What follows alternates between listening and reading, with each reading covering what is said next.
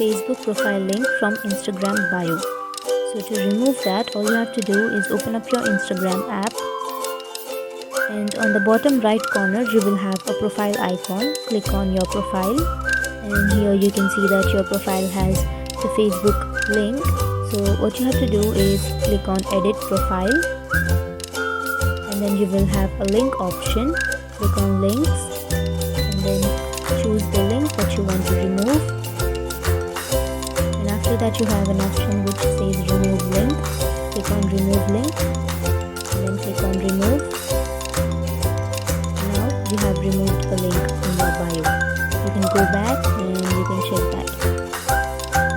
That's it guys, that's how you remove Facebook profile link from Instagram bio. And if you have any questions, feel free to comment below.